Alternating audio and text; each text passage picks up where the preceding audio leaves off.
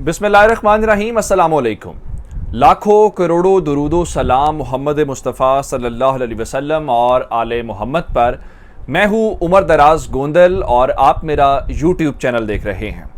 मामला कुछ यूँ है कि शहर इक़्तिदार से कुछ ऐसी खबरें आ रही हैं और कुछ ऐसे इंकशाफात सामने आ रहे हैं जो इससे पहले मालूम नहीं थे। और एक तो जनरल बाजवा वाली एक अहम मुलाकात के मुतालिक बताना चाहता हूं, और जिस सोर्स से वो खबर आई है वो बहुत खुद से सोर्स बोल रहा है कि ये काम हुआ है। और उस मुलाकात के अंदर डिस्कस क्या हुआ, उस मुलाकात के अंदर जनरल बाजवा के सामने चीज़ें रखी क्या गई हैं और जनरल बाजवा को किस बात के ऊपर कन्विंस किया गया है, ये आज की हमारी टॉप स्टोरी होगी जो मैं आपको बताऊंगा। दूसरे नंबर के ऊपर चल के इस्लामाबाद में, चूंकि मेल मुलाकातों की खबरें हैं तो ऐसे में इस्लामाबाद में बड़ी दरार की खबरें हैं और मामलात अब कप्तान के हक में बदलते हुए नजर आ रहे हैं। चीज़ें इस्लामाबाद के अंदर उसी डायरेक्शन के अंदर स्मेल होती हुई नजर आ रही हैं और उस तरफ मूव होती हुई नजर आ रही हैं जो कप्तान चाहता है। अब इस सारी सूरत हाल के दौरान कितनी जल्दी जो है वो कप्तान अपना मकसद अचीव करेगा। और फिर मरियम बीबी भी मैदान में आई हैं। मरियम बीबी इतनी परेशान हैं कि एक सादा सी बात को जो तारीख में कभी नहीं हुआ, सरकारी वसाइल इस्तेमाल कर रही हैं जो उनको शायद कहीं सुकून से बैठने भी नहीं दे रही या सोने भी नहीं दे रही, इतना हॉन्ट कर रही है। और फिर तहरीक इंसाफ को इसके ऊपर दाद तो बनती है कि उन्होंने कम से कम इस लेवल के ऊपर लेके जा चुके हैं कि अब सरकारी वसाइल इस्तेमाल करने पड़ रहे हैं उस चीज़ को टैकल करने के लिए। दूसरी जानिब बहुत सारी बातें हमने सुनी जनाब कि election commission as per law काम करेगा, इलेक्शन कमीशन अपना रास्ता सही वाला इख्तियार करेगा। अब इलेक्शन कमीशन के ऊपर एक ऐसा इम्तिहान तहरीक इंसाफ ने डाल दिया है कि अगर आपने एक महीने के अंदर पार्टी फॉरेन फंडिंग के ऊपर फैसला करें तो एक महीने के अंदर आपका एक और भी इम्तिहान है। अगर वहां आप कामयाब ना हुए तो फिर शायद मामला थोड़े से गड़बड़ हो जाएंगे। ये तमाम डिटेल्स आपके सामने रखेंगे, लेकिन अगर आपने अभी तक चैनल सब्सक्राइब नहीं किया और आप चाहते हैं कि आपको मुस्तनद और बरवक्त खबरें मिलती रहें तो हमारा चैनल सब्सक्राइब कर लीजिए, बेल आइकन के ऊपर क्लिक कर लीजिए ताकि हमारी आइंदा आने वाली वीडियोज़ बर वक्त आप तक पहुँच रहे।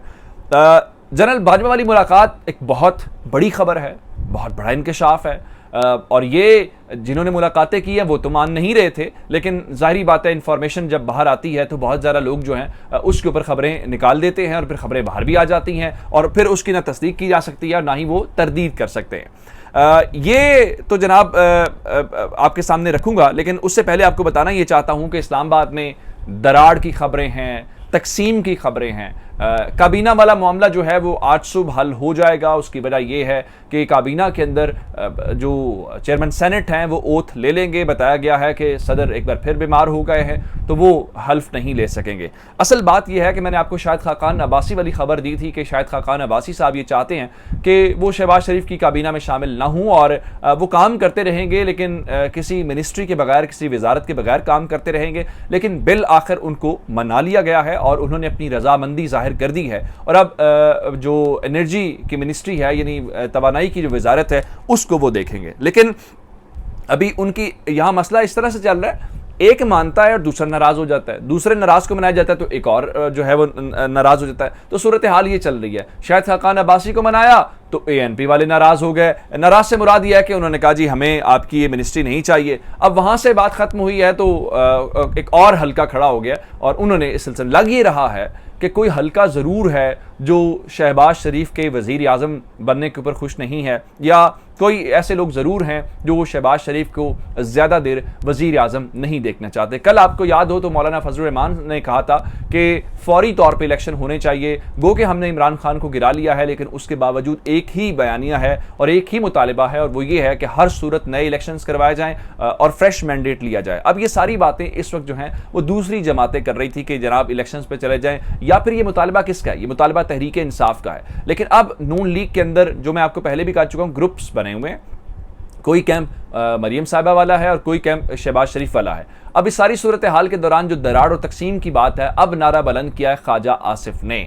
ख्वाजा आसिफ जो हैं वो पुराने वर्कर भी हैं, वो चीज़ों को समझते भी हैं, जानते भी हैं और ज़ाहिरी बात एक तवील अरसे से इलेक्ट होते आ रहे हैं तो उनको पब्लिक का भी अंदाज़ा है, पब्लिक का मूड क्या है या पब्लिक किस हवाले से सोच रही है।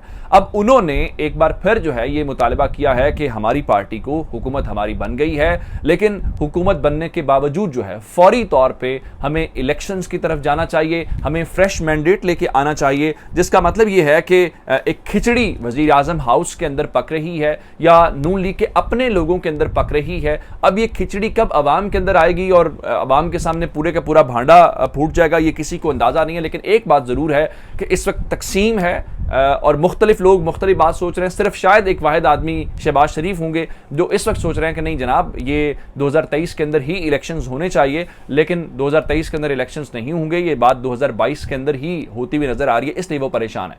लेकिन मरियम बीबी भी अपनी जगह पे परेशान है। आपको अंदाजा है कि तहरीक इंसाफ के जो लोग हैं उन्होंने पिछले 8-9 दिन से एक ट्रेंड चलाया हुआ है, इंपोर्टेड गवर्नमेंट नामंजूर। ये बुनियादी तौर पे इमरान खान ने सबसे पहले इंपोर्टेड गवर्नमेंट का लफ्ज़ इस्तेमाल किया था, उसको लेके अब ये नून लीग की छेड़ बन गई है। हालांकि वो पिछले 3.5 साल से सिलेक्टर्स और इस किस्म के बहुत सारी छेड़छाड़ तहरीक इंसाफ की करते रहे, लेकिन उसके बावजूद तहरीक इंसाफ वाले जो हैं वो डटे रहे, उन्होंने इस पर कोई परेशानी नहीं की। अब ये जो ट्रेंड है ये न सिर्फ पाकिस्तान के अंदर बल्कि 20 से ज़ायद ममालिक के अंदर ये ट्रेंड चलाया गया है और गवर्नमेंट इसके ऊपर परेशान है। आज गवर्नमेंट ने सबसे पहले कहा जी ये एक गलत तरीके से चलाया गया है, इसको आर्टिफिशियल तरीके से चलाया गया है और इसको स्पैम के तौर पर कर दिया है जी ट्विटर वालों ने।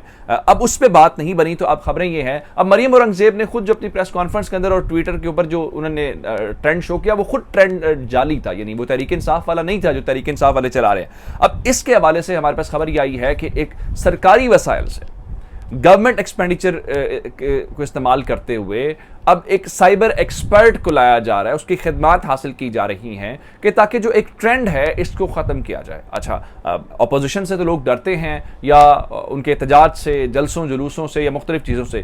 तारीख में पहली बार ऐसा हुआ है कि मौजूदा गवर्नमेंट एक ट्रेंड से डर गई है और वो ट्रेंड जो है उनके हवास के ऊपर सवार है, जिस पे लग ये रहा है कि शायद उनको नींद नहीं आ रही और वो चाहते हैं कि इसको फौरी तौर के ऊपर ख़त्म किया जाए। अब एक और बात जो मैं आपको बताना चाहता हूँ, इलेक्शन कमीशन आजकल बहुत मुतहरिक है। एक तो चीफ इलेक्शन कमिश्नर के हवाले से इमरान खान ने बात करके और उनको प्रेशराइज कर दिया, लेकिन वही इलेक्शन कमीशन रोजाना की बुनियाद के ऊपर अब समाअत करेगा फॉरेन फंडिंग केस के ऊपर, और तहरीक इंसाफ के हवाले से कहा जा रहा है कि उनके ऊपर पाबंदी लगने वाली है। इमरान खान कह चुके हैं कि पाबंदी लगेगी तो फिर देखा जाएगा, और बहुत सारे लोग कह रहे हैं ये बहुत बड़ी गलती, ब्लंडर होगा, गलती पे गलती ना करें। तहरीक इंसाफ एक पॉपुलर जमात है, उनके पास हुकूमतें हैं, अगर आप उनके ऊपर पाबंदी लगाएंगे तो ये बात बनेगी नहीं। अभी कल की बात है, TLP के ऊपर पाबंदी लगा के लोगों ने देख लिया, एट द एंड जो रियासत को खुद ये गलती माननी पड़ी और पाबंदी हटानी पड़ी।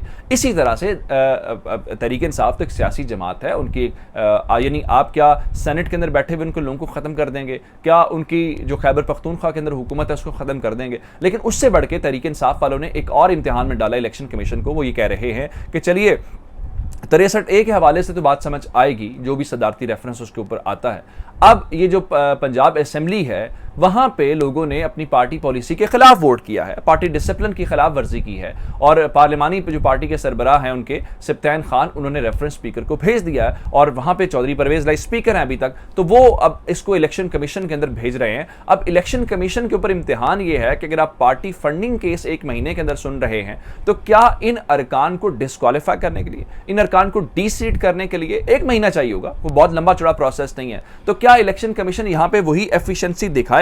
तो अब मैं आपको बता दूं कि यहां पे वही चीज जो है उस चीज को लेके वो एक प्रेशर के अंदर जो है वो आते हुए नजर आ रहे हैं। अब एक और बात मैं आपको बताऊं जी, जो इस वक्त काबीना वाला मामला है, काबीना के हवाले से बताया गया जी वो चेयरमैन सेनेट जो हैं वो अब उनसे ओथ लेंगे क्योंकि सदर साहब जो हैं वो बीमार हो गए हैं।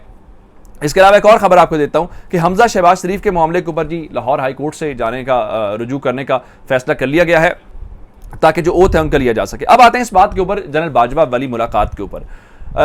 एक तो नदीम मलिक ने आज अपने प्रोग्राम के अंदर यह दावा किया है कि इमरान खान और जनरल बाजवा के जो इख्तलाफात हैं वो जनरल फैज़ हमीद की ट्रांसफ़र के ऊपर हुए, क्योंकि यहाँ पे इमरान खान ये चाहते थे कि उनको ज़्यादा अरसे के लिए स्टे करवाया जाए, लेकिन जो फ़ौज है वो चाहती थी कि हमारा जो प्रोसीजर है उसके अकॉर्डिंगली हम उनको आगे ट्रांसफ़र कर रहे हैं।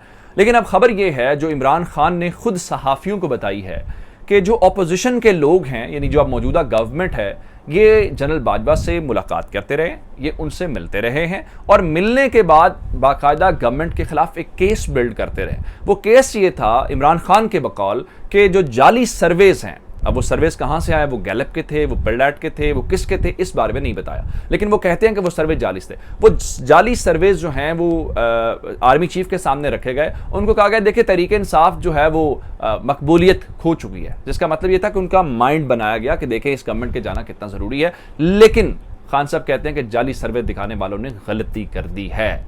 चैनल सब्सक्राइब कीजिएगा। आपकी समातों का बहुत शुक्रिया। खुदा हाफिज।